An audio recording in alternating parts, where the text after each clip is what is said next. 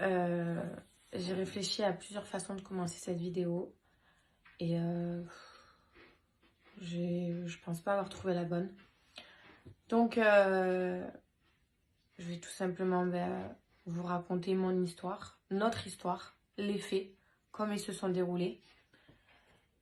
Mais d'abord, je voudrais commencer par nier et, euh, et contredire les rumeurs les plus folles euh, que j'ai entendues parce que ça me bouffe en fait. Et je pense que c'est à cause de ces rumeurs-là que je reçois la plupart des menaces chaque minute sur mon téléphone, sur mes réseaux. Des menaces envers ma fille. Enfin, vous connaissez. Du coup, première chose, c'est que j'ai entendu qu'il s'agirait d'une agression euh, envers un homme, une femme et envers ses enfants, qu'on aurait tapé. Stop. Ce n'est pas vrai, c'est totalement faux. Et ce n'est même pas de ça dont nous sommes accusés. D'accord? Donc vous mettez de côté, vous enlevez la femme et les enfants, s'il vous plaît. Deuxièmement, j'ai entendu que l'histoire serait partie de Ricardo et moi. On est en train de manger, puis on croit qu'on nous prend en photo. Alors on va dire, vous arrêtez de nous prendre en photo et de là, ça part en cacahuète. Je vous arrête, ça n'a rien à voir non plus. Donc l'histoire n'a absolument pas démarré ni de moi ni de Ricardo. Nous étions à part. L'altercation a commencé sans nous. Voilà. Ça, c'est les points que je voulais éclaircir avec vous. Donc, pour reprendre les faits, voilà, ça faisait 3 jours que vous le savez, on était à La Réunion, dans un hôtel. Tout le monde savait l'hôtel où on était.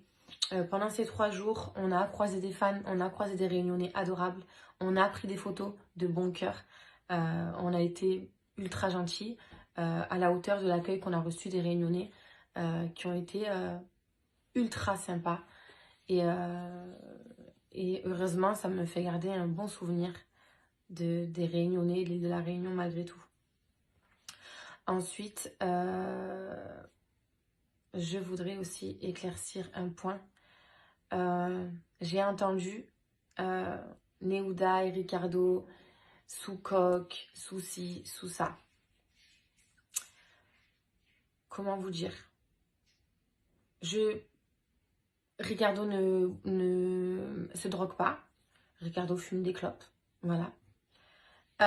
Moi, ma famille sait, les gens qui m'ont connue savent que je ne bois pas d'alcool. Je ne fume plus de cigarettes depuis 1 an et demi.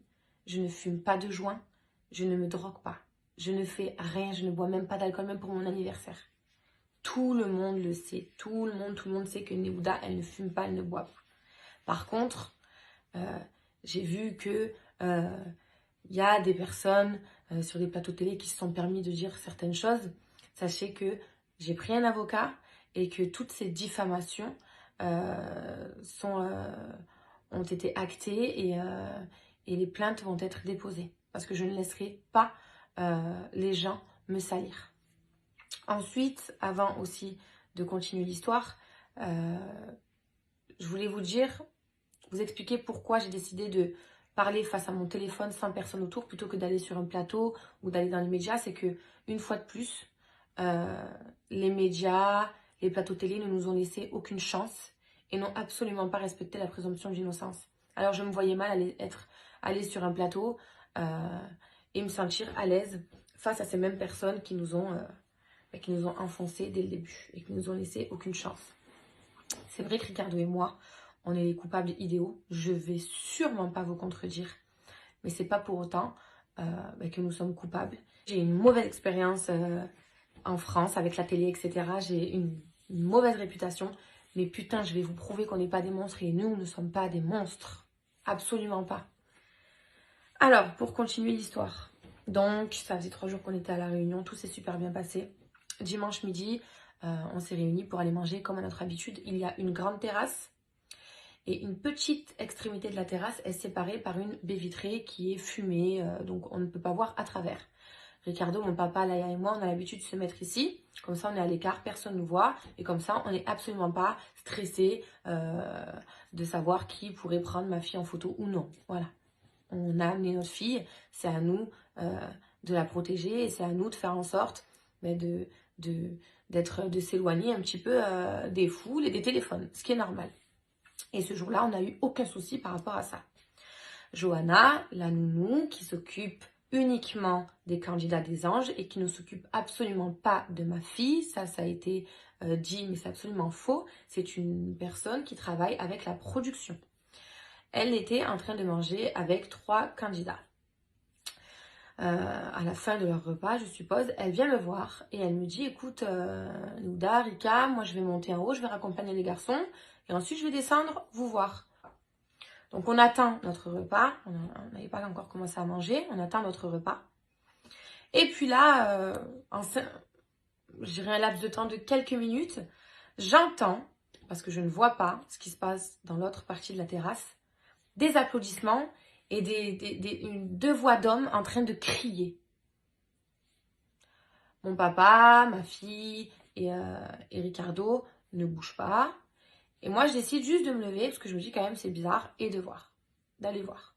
Et là, je vois Johanna, donc qui doit faire entre 1m60 et 1m65, la petite Johanna, je l'aime trop en plus, qui se fait agresser d'une agressivité, au départ sans violence, mais agressivité quand même, qui se fait agresser et elle ne pouvait même pas répondre puisqu'elle ne pouvait tout simplement pas en placer une.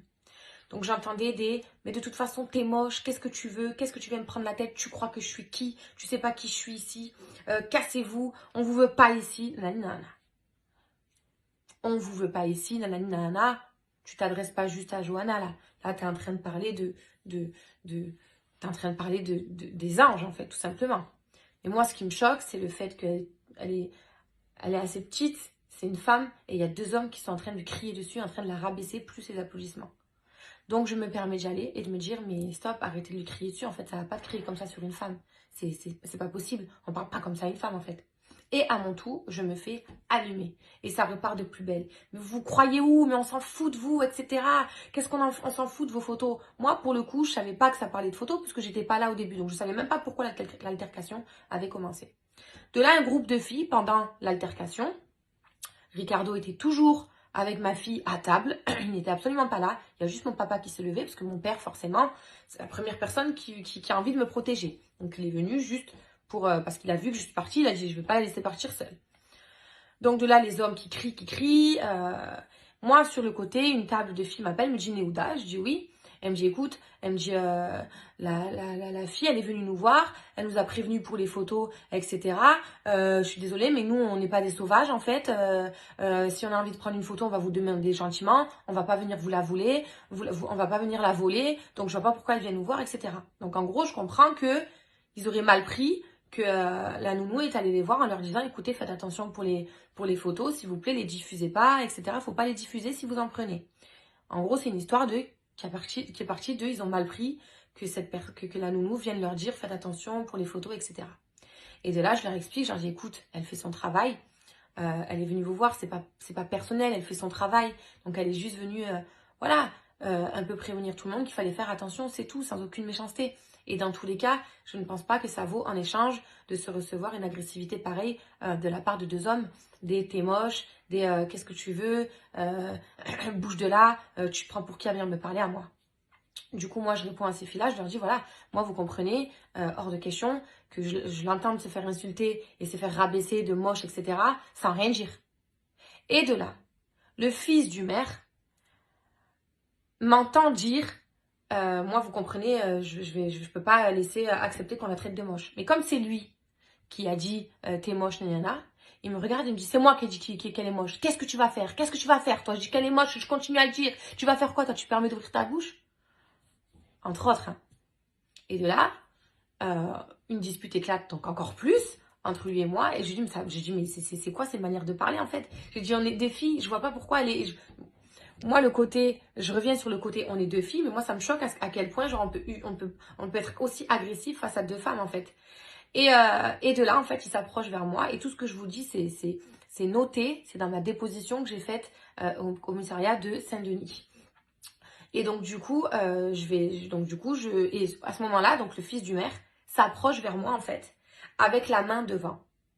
C'est allé très, très vite. C'est-à-dire que dans ma déposition, j'ai expliqué, je vais pas mentir, je peux pas vous dire qu'il allait pour me frapper, je peux pas vous dire qu'il allait pour me gifler, pour m'étrangler, je ne sais pas. Maintenant, il est allé vers moi en criant et en ayant la main en avant. En ayant la main en avant. Ça, dans la loi, c'est une agression. Tout comme moi qui crie sur quelqu'un dans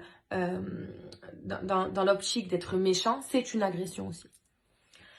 Donc de là, Ricardo qui n'avait pas bougé jusqu'à présent, je vous l'assure, et les témoins le disent et peuvent vous le dire, et je reçois des centaines de milliers de messages et je vous les montrerai. Ricardo n'avait pas bougé jusqu'à ce moment-là où il voit le fils du maire s'approcher vers moi violemment et agressivement et il vient pour le stopper. Il le repousse. Il y a une différence entre pousser et repousser. D'accord? Pousser, c'est violent. Repousser, c'est de la protection. Donc Ricardo le repousse. À partir de ce moment-là, ils se sont, le maire, le fils du maire, le gendre, la mère, se sont rués. Ils ont littéralement sauté sur Ricardo, c'est-à-dire qu'ils l'ont englouti. Je ne le voyais plus. De là, j'ai paniqué. J'ai hurlé. Ma fille était témoin. Elle a vu son père et elle criait « Arrêtez, arrêtez » avec sa petite voix. Voilà. Ensuite, mon père, qui a 65 ans, est rentré dedans pour essayer de... Moi, j'avais envie, mais putain, c'était violent, en fait. Donc, j'avais envie de rentrer, mais je pouvais pas, j'arrivais pas, en fait. Mon père, lui, qui a 65 ans, il a essayé de sortir Ricardo. Il a fini par réussir avec de l'aide. Donc ensuite, certaines personnes me diront, oui, mais on voit ça, ça. Alors, dans les vidéos, à un moment donné, évidemment, vous apercevez Ricardo bouger. Il n'est pas resté comme ça, en fait. Il a tout fait pour se défendre face à 5 personnes. L'agression vient du fils du maire. Étonnamment, le fils du maire, on en a entendu parler que depuis hier. Nous, à la première heure où on a été entendu par la police, on a directement parlé du fils du maire.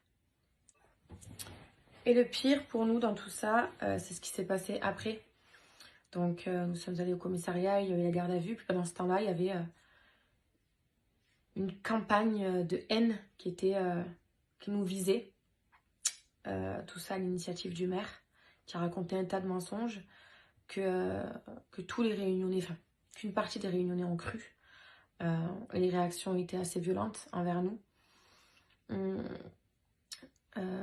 Une partie des Français aussi ont cru à cette histoire, donc nous ont tout simplement détesté. Donc on reçoit des menaces, des insultes, alors que tout ça, ça vient d'un mensonge. Alors j'ai pas envie de m'apitoyer sur mon sort, j'ai pas envie de faire la victime, mais imaginez-vous 30 secondes, imaginez-vous 30 petites secondes que nous sommes vraiment innocents.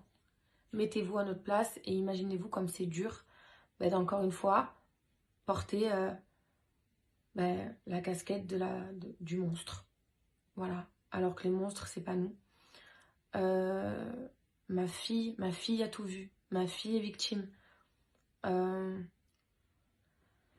Enfin, tout ça, ça va être réglé. Ça va être réglé en justice. Mais tout ça, ça laisse des traces.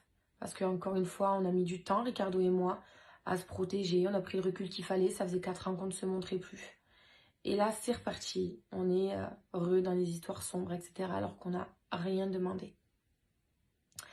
Maintenant, je voulais quand même aussi remercier toutes les personnes qui nous ont soutenus. Je voulais aussi remercier Valentin, Wassim, tous les comptes télé qui nous ont soutenus, qui ont mené des investigations, qui ont payé en plus. Donc, merci beaucoup. Et voilà, il était important pour moi de rétablir la vérité. J'aimerais que vous me croyiez. J'aimerais avoir votre soutien pour une fois. J'aimerais juste de la solidarité parce que je vous jure qu'on n'y est pour rien. Et ne croyez pas tout ce qui se dit. La vérité est en train de sortir. Et les personnes coupables seront condamnées. J'y crois et on fera tout pour. En tout cas, on est soutenus, on est aidés, on est accompagnés. Et on est ensemble. On se soutient. C'était important.